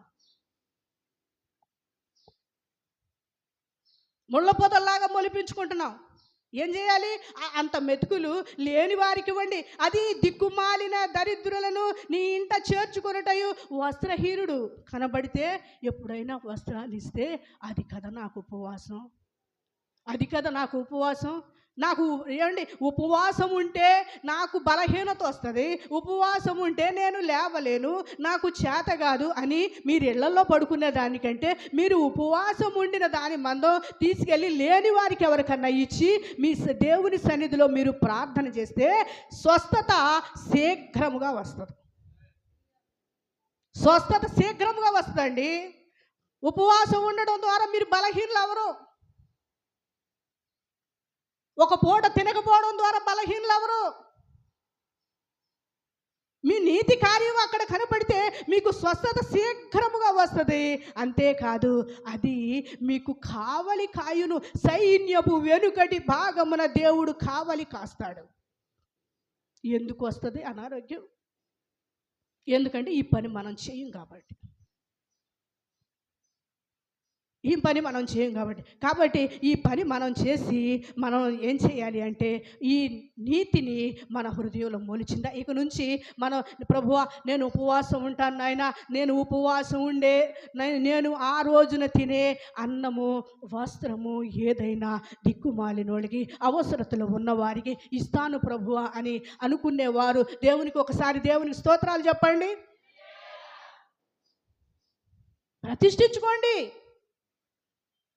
ప్రతిష్ఠించుకోండి, లేకపోతే మీకు స్వస్థత రావడం కష్టమవుతుంది. అంతే, ఉపవాసం ఉండడం ద్వారా ఇది ఒక నీతి కార్యం. మీకేం చెప్పాను, మనం అబ్రహాము దేవుని నమ్మెను, అది అతనికి నీతిగా ఎంచబడెను. ఫినెహాసు దేవుడు ఏది ఓర్వలేదో ఫినెహాసు కూడా అది ఓర్వలేదు. పరిసయ్యుల నీతి కంటే, శాస్త్రుల నీతి కంటే మీ నీతి అధికం కాని ఎలడా మీరు పరలోక రాజ్యాన్ని ప్రవేశించలేరు. కాబట్టి ఉపవాసం ఉండటం ఏంటో, మన నీతి కార్యం ఏంటో ఇక్కడ స్పష్టంగా ఇదే యెషయా గ్రంథంలో వ్రాయబడి ఉంది. కాబట్టి ఇవన్నీ మన హృదయాల్లో మొలవాలి కదా, ఈ క్షేత్రంలో మొలవాలి కదా. మొలవాలా వద్దా? ఈ క్షేత్రంలో ఉండాలిగా, ఇవన్నీ ఈ క్షేత్రంలో ఉండాలిగా, ఈ క్షేత్రంలో మొలవాలిగా. అలాగైతే మనం అపోస్తుల కార్యం 10వ అధ్యాయము 35వ వచనాన్ని ఒక్కసారి ముందుకు చదువుదాం, మనం చదువుకుందాం. అపోస్తుల కార్యములు 10వ అధ్యాయం 35వ వచనాన్ని. ప్రతి జనములోను ఆయనకు భయపడి నీతిగా నడుచుకుని వానిని ఆయన అంగీకరించును. ఏమండి, ప్రతి జనములోను ఏ రకమైన మనుషులన్నా సరే, అది తెల్లవాళ్ళు లేదు, నల్లవాళ్ళు లేదు, పిల్లలు లేరు, పెద్దలు లేరు. ఏమండి, ఉపవాస ప్రతి పేతురు గారు ప్రతి జనములోనూ ఆయనకు భయపడి, ఇక్కడ కొర్నేలి అనే ఒక ఆయన ఉన్నాడు, అన్యుడు, సమరయుడు అంట ఆయన. అసలు ఆయనకును పరిశుద్ధులకి యూదులకి సంబంధం లేదు, అసలు నీళ్లు తీసుకోరు. సమరయ స్త్రీ గురించి మనకు తెలుసు కదా. అయితే ఇక్కడ వ్రాయబడి ఉంది స్పష్టంగా, ఇదిగో పేతురు గారు వెళ్ళడానికే సంశయించాడు ఈ కొర్నేలి ఇంటికి. కొర్నేలు ఎలాంటి వాడో తెలుసా? సమరయుడైనప్పటికీ ఆయన భక్తిపరుడు, యథార్థవంతుడు, బహుధర్మము చేసేవాడు. కాబట్టి ఆయన అంటున్నాడు, ఇదిగో పేతురు, నువ్వు భయపడొద్దు, నువ్వు ఏది సంశయించవద్దు నాయనా, ఎల్లు కొర్నేలి ఇంటికి ఎల్లు. అక్కడ ప్రతి జనములోనూ ఆయనకు భయపడి, ఆయన మాటకు లోబడి, ఆయనకు విధేయత చూపిస్తే అటువంటి వారందరినీ నేను అంగీకరిస్తా.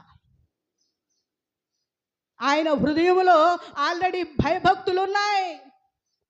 ఆయన హృదయంలో చెడ్డవన్నీ ఏమీ లేవు. ఆయన అసలు కొర్నేలి గురించి వింటేనండి చాలా బాగుంటుంది. ఆయన శతాధిపతి అయినప్పటికీ భక్తిపరుడు. ఇటలీ పటాలములో కొర్నేలియే భక్తిపరుడు. శతాధిపతి అయినప్పటికీ కొర్నేలి భక్తిపరుడు, ప్రజలకు బహుధర్మము చేసేవాడు. కాబట్టి దేవుడు అంటున్నాడు, ఇదిగో ప్రతి జనములో కూడా, ప్రతి మనుషులలో ఏ రకమైన జనమున్నా, ఏ రాష్ట్రమైనా, ఏ దేశమైనా ఆయనకు భయపడితే చాలు. ఆయనకు భయపడి ఫినేహాసులాగా నాకు ఏది ఇష్టం లేదో, ఫినేహాసు నేను దేవుని ఓర్చుకోలేదో, నేను దేనికి ఇష్టపడలేదో, ఫినేహాసు కూడా దానికి ఓర్చుకోలేదు, ఇష్టపడలేదు అని ఫినేహాసు గురించి ప్రభు అయిన దేవుడు మంచి సాక్ష్యం చెప్పాడు. అదే కీర్తనలో మాట. నేను దేనిని ఓర్వలేదో ఫినేహాసు కూడా దాన్ని ఓర్చుకోలేదు. నేను అన్యాయాన్ని ఓర్చుకోలేదు, ఫినేహాసు కూడా ఓర్చుకోలేదు. నేను అక్రమాన్ని ఓర్చుకోలేదు, ఫినేహాసు కూడా ఓర్చుకోలేదు. కాబట్టి ఈ నీతి కార్యం మొలిచిందా? మన హృదయాల్లో మొలిచిందా? ప్రతి జనములో పిలుస్తానన్నాడుగా, మనల్ని అందరిని అందుకే పిలిచాడు. నిజంగా మనకైతే దేవుడు లేడు. పూర్వము దేవుడు లేని వారై ఉండగా మనల్ని దేవుడు యూదులతో సమాన వారసులను చేశాడు. అది మనం గ్రహించుకోవాలి. అంత వారసత్వం ఇచ్చిన తర్వాత కూడా ఇంకా నీతి క్షేత్రములో నీతి మొలవకుండగా, యథార్థత మొలవకుండగా, దేవుని ఎరిగిన కార్యాలు మొలవకుండగా, పరిశుద్ధత మొలవకుండగా, దానిని ప్రతిష్ఠిత చేసుకోకుండగా ఇంకా అపవిత్రమైన కార్యాల్లోనే ఉంటే దేవుడు ఈ మధ్యాహ్న కాలం పిలుస్తున్నాడు. ప్రతి జనములోనూ ఆయనకు భయపడి నీతిగా నడుచుకుని వారిని ఆయన అంగీకరించును. ఎందుకు ఈ కార్యాలు అంటే, రేపొద్దున దేవుని ఎదుట నిలబడడానికి. మత్తయి సువార్త 25వ అధ్యాయం. మత్తయి సువార్త 25వ అధ్యాయము. మత్తయి సువార్త 25వ అధ్యాయం 34వ వచనాన్ని చదవండి. అప్పుడు రాజు తన కుడి వైపున ఉన్న వారిని చూచి నా తండ్రి చేత ఆశీర్వదింపబడిన వారలారా రండి, లోకము పుట్టినది మొదలుకొని మీ కొరకు సిద్ధపరచబడిన రాజ్యమును స్వతంత్రించుకొనుడి. ఏంటంట? దేవుడు పిలుస్తాడంట, ఇదిగో తండ్రి చేత మీరు ఆశీర్వదింపబడిన వారలారా, మీరందరూ రండి, నా రాజ్యంలోనికి రండి, స్వతంత్రించుకోండి అని పిలిచి అక్కడ కొన్ని క్వాలిటీస్ చెప్తున్నాడు. ఏమని చెప్తున్నాడు? 35వ వచనాన్ని చదవండి. నేను ఆకలి గొంటిని, మీరు నాకు భోజనం పెట్టారు, దప్పిక గొంటిని, దాహమిచ్చితిరి, పరదేశినై ఉంటిని, నన్ను చేర్చుకొంటిరి, దిగంబరినై ఉంటిని, నాకు బట్టలిచ్చితిరి, రోగినై ఉంటిని, నన్ను చూడవచ్చితిరి, చెరసాలలో ఉంటిని, నా యొద్దకు వచ్చితిరని చెప్పును. అందుకు నీతిమంతులు ప్రభువా, ఎప్పుడు ఎప్పుడు నీవు ఆకలి కొని ఉండుట చూచి నీకు ఆహారం ఇచ్చితిమి నీవు దప్పికొని ఉండుట చూచి ఎప్పుడు దాహం ఇచ్చితిమి ఎప్పుడు పరదేశివై ఉండుట చూచి నిన్ను చేర్చుకుంటిమి దిగంబరివై ఉండుట చూచి బట్టలిచ్చితిమి ఎప్పుడు రోగి అయిండుటను చెరసాలలో ఉండుట అయినను చూచి నీ యొద్దకు వచ్చితిమని ఆయనను అడిగెదరు. అప్పుడు రాజు, మిక్కిలి అల్పులైన ఈ నా సహోదరులో ఒకనికి చేసితిరి, మీరు చేసితిరి గనుక నాకు చేసితిరని నిశ్చయముగా మీతో చెప్పుచున్నానని వారితో అనును. పరలోక రాజ్యంలో మహామహిమతో మనుష్య కుమారుడు తనతో కూడా దూతలతో సమస్తం ఆయన ముందు వచ్చినప్పుడు, ఆయన మహిమ గల సింహాసనం ముందు కూర్చున్నప్పుడు ఆయన ఎదుట నిలవబడిన వారితో అంటున్నాడంట, ఇదిగో నా తండ్రి చేత ఆశీర్వదింపబడిన వారులారా, మీరు ఫలించారు కదా, నీతి క్షేత్రముగా ప్రతిష్ఠిత పర్వతముగా ఉన్నారు కదా, మీ అందరి కోసం రండి, ఈ రాజ్యాన్ని మీరు స్వతంత్రించుకోండి. మీరు బాగా ఫలించారుగా, మీరు బహుగా ఫలించుట వలన నా తండ్రి మహిమపరచబడును. కాబట్టి మీరు ఈ లోకంలో బాగా ఫలించారు, నీతియే ఫలించారు. ఫినేహాసులాగా ఏది ఓర్చుకోలేదో, నేను దేనిని ఓర్చుకోలేదో ఫినేహాసు ఓర్చుకోనట్టుగా మీరు కూడా ఓర్చుకోలేదుగా. మీలో పాపము లేదుగా, మీలో ఎటువంటి అపరాధము లేదుగా, మీలో ఎటువంటి దోషము లేదుగా. మీరు పరిశుద్ధులుగా బ్రతికారుగా, నీతిమంతులుగా బ్రతికారుగా, నిందారహితులుగా బ్రతికారుగా, నిర్దోషులుగా బ్రతికారుగా. అయితే రండి, అక్కడ 2 గుంపులు ఉన్నాయి. వెళ్ళడానికి అందరూ వెళ్ళడానికి ఆయన ముందుకి, ఆ సింహాసనం ముందుకి అందరూ వెళ్ళారు కానీ 2 గుంపులు అయిపోయారు. 2 గుంపులు అయిపోయారు. మేకలు ఒక గుంపు, వెళ్ళడానికి అందరూ వెళ్ళిపోయారు. అందరూ ఆయన సింహాసనం ఎదుట అందరూ వెళ్ళిపోయిన తర్వాత ఆయన వేరుపరిచి నా తండ్రి చేత ఆశీర్వదింపబడిన వారులారా రండి, తండ్రి చేత ఆశీర్వదింపబడిన రాజ్యమును స్వతంత్రించుకోనండి అని చెప్తే, ఆయన కొన్ని క్వాలిటీస్ చెప్తున్నాడు. కొన్ని క్వాలిటీస్ ఏమని అంటే, నేను ఆకలి కొన్నాను. ఏమండి, తండ్రి దగ్గరికి వెళ్ళిన తర్వాత, సింహాసనం ముందుకు వెళ్ళిన తర్వాత చెప్తున్నాడు, మీరు ఇవన్నీ చేశారు కదా. అబ్బా, వీళ్ళకి ఆశ్చర్యం అయిపోయింది. అసలు నేను ఇవన్నీ ఎప్పుడు చేశాను? అయ్యా, నేను ఆకలి కొన్నానయ్యా. ప్రభువు అంటున్నాడు, నేను ఆకలి కొన్నా, మీరు నాకు అన్నం పెట్టారా? మీరు ఎప్పుడైనా పెట్టారా యేసు ప్రభు వారికి? ఏమండి, పెట్టారా? కనపడివ్వండి అయ్యా, ఎక్కడున్నాడో వచ్చి కనపడితే అన్నం అడిగితే నేను అన్నం ఏంటయ్యా, రోజు బిర్యానీ తీసుకొచ్చి పెడతాను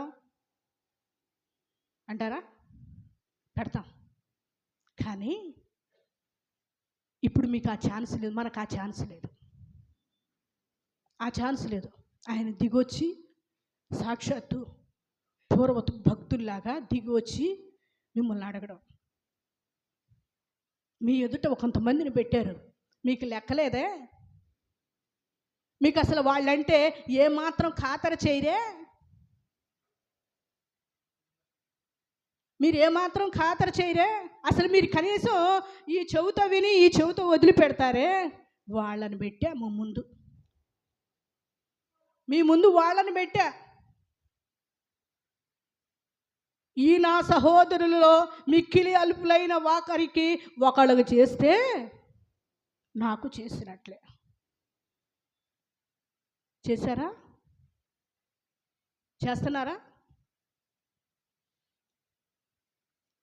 ప్రభు వస్తేనే చేస్తామనుకుంటే అది మీ మూర్ఖత్వం. ఎవరేం చేయలేరు. ఇక దేవుని వాక్యాన్ని వింటే ఈ నీతి క్షేత్రం ఈ ఈ విత్తనాలు కనుక మన హృదయాల్లో ఫలిస్తే రేపొద్దున ఆయన ఎదుట ఆయన అంటాడు, మీరు నేను ఆకలి కొన్నాను, మీరు అన్నం పెట్టారు, నేను రోగినై ఉన్నాను, చూడవచ్చారు.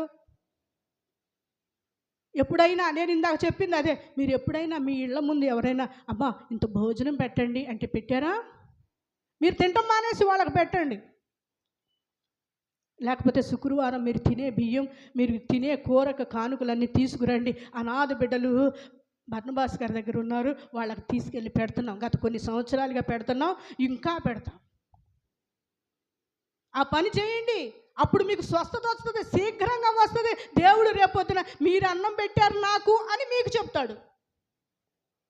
మీకు చెప్పాలి అంటే మీరు ఈ పని చేయాలి. మీరు అన్నం పెట్టారు, నేను చెరసాల్లో ఉండి ఎవరైనా బాగోలేదు అన్నారనుకోండి, కరుబేద స్థితిలో ఉన్నారు. ఇంకా చాలా నీతి లక్షణాలు ఉన్నాయి, కానీ ఇంకా నా టైం అయిపోయింది. నీతి లక్షణాలు చాలా ఉన్నాయి, కానీ ఈ మాటలు మీకు కొన్ని చెప్పి నేను ఆ మాటలు ముగిస్తాను. అయితే మీరు నాకు భోజనం పెట్టారు, రోగినై ఉన్నప్పుడు చూడడానికి వచ్చారు, చెరసాల్లో ఉన్నప్పుడు నన్ను పరామర్శించారు, ఇంకా అన్నీ చేశారు కాబట్టి ఇవన్నీ. అప్పుడు అంటారంట 37వ వచనం, అందుకు నీతిమంతులు అని వ్రాయబడి ఉంది. ఎవరు వెళ్తారు ఆయన ముందు? ఆయన ముందు ఎవరు వెళ్తారు? నీతిమంతులే. ఆశీర్వదింపబడిన వారెవరయ్యా అంటే నీతిమంతులే. ఏమండి, నీతిమంతులు ఆశీర్వదింపబడిన వారు, నా తండ్రి చేత ఆశీర్వదింపబడిన వారులారా రండి అని అన్నాడు. ఎవరినయ్యా అంటే నీతిమంతులనే.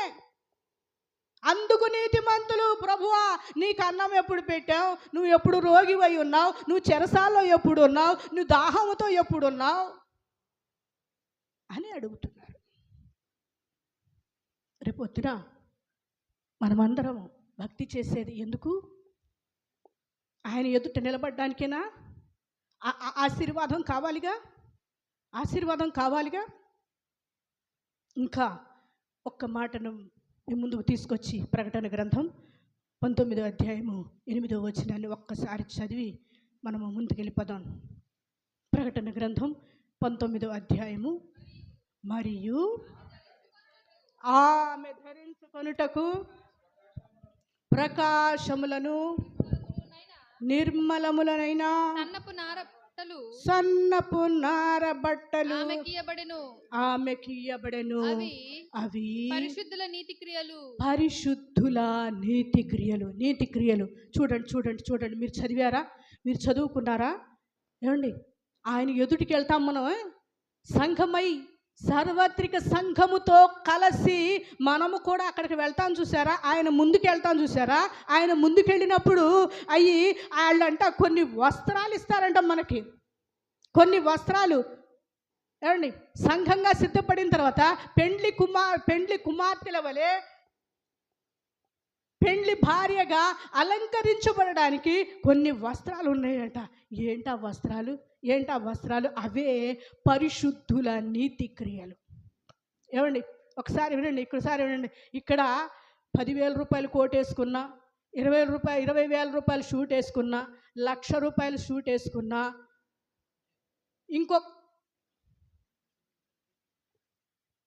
ఏమండి పట్టు చీరలు అమ్మలో నిజమే. నేను ఒకళ్ళని పెట్టి కాదు వాక్యం అందరికీ పట్టు చీరలు ఉన్నాయా? ఇవాళ ఒక 1,000 రూపాయల పట్టు చీర కొన్నాను, ఒక 2,000 రూపాయల పట్టు చీర కొన్నాను, ఒక 3,000 రూపాయల పట్టు చీర కొన్నాను అని బాధపడాల్సిన అవసరం లేదు. అట్లా అని 10,000 రూపాయల పట్టు చీర, 10,000 రూపాయలు షూట్ వేసుకున్న వాళ్ళు అతిశయించడానికి లేదు. ఎందుకంటారు? అవన్నీ ఇక్కడ వదిలిపెట్టాల్సిందే. అవన్నీ వేసుకొని ఈ నీతి క్రియలు వదిలిపెట్టామనుకోండి, రేపొద్దున దిగంబర్లై అక్కడికి వెళ్ళాల్సి ఉంటుంది. ఏమండి, దిగంబర్లు అసలు చోటు లేదు. ఆయన అంటాడు, రాజు దగ్గర కూర్చున్న వారిని పిలిచి, పెండ్లి వస్త్రం లేక ఎలాగూ ఇక్కడికి వచ్చితివి, వీన్ని కాళ్ళు చేతులు కట్టి వెలుపడి చీకటిలో పడవేయండి. నేను పిలిచాను కదా అని వచ్చేసేసి నీతి మొలవకుండగా, నీతి వస్త్రాలు కట్టుకోకుండగా, నీతి జీవితం జీవించకుండగా, పరిశుద్ధత లేకుండగా, పవిత్రత లేకుండగా పెండ్లి విందులోకి వచ్చేసాడు. వీడెవడో పిలిచాను కానీ వీడు పరిశుద్ధ వస్త్రాలు అక్కడే కట్టుకొని రావాలి, బయట కింద భూమి మీద కట్టుకొని రావాలి. పెళ్లి విందులోకి ఎలాగ వచ్చావు? పెళ్లి వస్త్రం ఏది నీకు? ఇదిగో అలాగే పెళ్లి వస్త్రము, పెండ్లి భార్యగా సిద్ధపడి ఉన్న సంఘాన్ని ఆయన ఎదురుగుండా నిలబడితే ఆయన అంటాడంట, ప్రకాశవంతమైన వస్త్రాలు ధరించుకొని ఉంటుందంట సంఘం. ప్రకాశవంతమైన, అసలు ఎవ్వరూ చూడడు, ఎప్పుడూ చూడని తెల్లటి వస్త్రాలు. మీరు ఇక్కడ ఏ రంగురంగులు, నేను ఏ రంగురంగులు కట్టుకున్నా అక్కడ ఇవ్వబడేది మనకిచ్చింది ఏంటయ్యా అంటే, మనం ఎంతగా నీతి క్రియలు జీవిస్తే, ఎంతగా నీతి మన క్షేత్రంలో మొలిస్తే, అది ఎంతగా ప్రతిష్టంగా పర్వతములాగా నిలిచి ఉంటే అంతగా మన వస్త్రాలు అక్కడ దగ మెరుస్తాయి. ప్రకాశములను ఒకసారి చదవండి అదే వచనాన్ని. మరియు ఆమె ధరించుకున్నటకు ప్రకాశములను నిర్మలమునైన సన్నపు నార బట్టలు ఆమెకియ్యబడెను. అవి పరిశుద్ధుల నీతి క్రియలు. పరిశుద్ధుల నీతి క్రియలు. ఏమండి? పరిశుద్ధుల నీతి క్రియలు, ప్రకాశములు, నిర్మలములు. కొంతమంది తెల్లటి బట్టలు వేసుకుంటారా? మంచిది. ఇక్కడ ఏ కలర్ వేసుకున్నా, మన వాళ్ళకి ఇప్పుడు చెప్తాను నేను, పల్లారాధనకి తెల్ల బట్టలు వేసుకురండి అయ్యా, అవి పరిశుద్ధతకు సాదృశ్యం. ప్రసంగిలో అంటాడు, మీరు ఎల్లప్పుడూ తెల్లని వస్త్రాలే ధరించుకొని ఉండండి అని ప్రసంగిలో చెప్తాడు. సరే, తలకు నూనె తక్కువ చేయొద్దు అని చెప్తాడు. మేము ప్రతిరోజు ప్రతి ఆదివారం చాలామంది మందిరాల్లో ఆదివారం వచ్చిందంటే పరిశుద్ధులు, వాళ్ళ హృదయం ఎలాగ ఉంటుందో దానికి సాదృశ్యంగా బయట కూడా అలాగే వస్త్రధారణ ఉంటుంది. అంతేగాని ఆదివారం వచ్చిందంటే పాస్టర్ గారు వాళ్ళు ఇలా చెప్తున్నారు అని ఎవరు ఏ ఒక్కరు నొచ్చుకొని అవసరం లేదు. అక్కడ వాక్యంలో ప్రకటన గ్రంథంలో రాయబడి ఉంటుంది, సంఘం అంట పెండ్లి కుమార్తె అంట ప్రకాశమానములను నిర్మలమునైన సన్నపు నార వస్త్రాలు ఆమెకి ఇయ్యబడును. అవి ఏంటయ్యా అంటే పరిశుద్ధుల నీతి క్రియలు. పరిశుద్ధుల నీతి క్రియలు, పరిశుద్ధుల నీతి క్రియలు. ఈ రోజున నీతిగా ఉండటానికి ఒకవేళ బాధలు పడుతున్నారేమో. ఏమంటే నీతిగా ఉంటే మనం ఉన్న ఎదుటోళ్ళు నీతిగా ఉండనివ్వట్లేదేమో, లేకపోతే లోకములో నుంచి వెలివేయవలసి వస్తుందేమో మిమ్మల్ని, లేకపోతే బంధువుల్లోంచి వెలివేస్తున్నారేమో. అలాంటి పరిశుద్ధమైన కార్యాలలో వీళ్ళు ఎందుకు అంటే, అపవిత్రమైన కార్యాల్లో వీళ్ళు రావటం లేదెందుకు, ఇలా త్రాగుబోతుల విందులోనికి రావడం లేదెందుకు అని ఒకవేళ మిమ్మల్ని త్రోసివేస్తున్నారేమో. ఆయన ఎదుట పరిశుద్ధమును ప్రకాశమానములను నిర్మలమైన సన్నపు నార వస్త్రాలు మీకు ఇవ్వబడతాయి, మనకి ఇవ్వబడతాయి. అవి పరిశుద్ధుల నీతి క్రియలు. ఈ రోజున మనమందరము ఎంత నీతి కలిగి, ఎంత యథార్థత కలిగి, అబ్రహాములాగా, అబ్రహాము దేవుని నమ్మెను, అది అతనికి నీతిగా ఎంచబడెను. ఫినెహాసు దేవుడు దేనిని ఓర్వలేదో తాను కూడా అదే ఓర్వలేదు. అది తరములన్నిటను చెప్పబడిన మాట.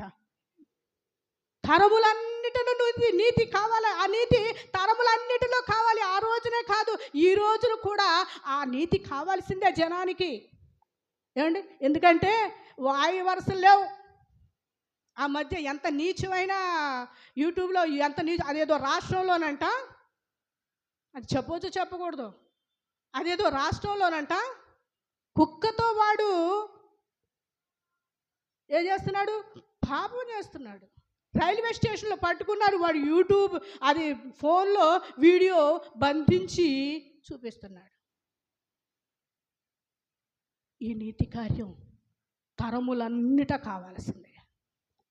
అలాంటిదే మన హృదయాల్లో మొలుచునుగాక. కాబట్టి మనకు ఎలాంటి వస్త్రాలు ఇవ్వబడతాయి?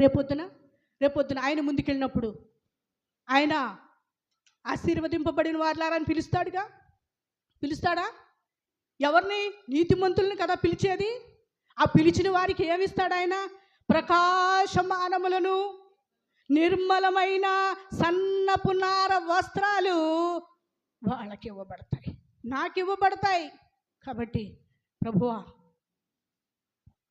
నీతి క్షేత్రములాగా, ప్రతిష్ఠిత పర్వతములాగా నన్ను సిద్ధపరచు నాయన. రేపొద్దున ఆ నీతి క్రియలే నా వెంబడి వస్తాయి, ఆ వస్త్రాలే నాకు ఇవ్వబడతాయి. ఎంత దగదగ మెరిసే అక్కడ పరిశుద్ధుడు కదండి. ఆ పరిశుద్ధమైన పట్టణంలో ఉండాలంటే అటువంటి పరిశుద్ధమైన నీతి క్రియలు చేయాలి, పరిశుద్ధమైన వస్త్రాలు మనకి ఇవ్వబడాలి. అటువంటి భాగ్యం మన అందరికీ దయచేయను గాక. ఆమేన్.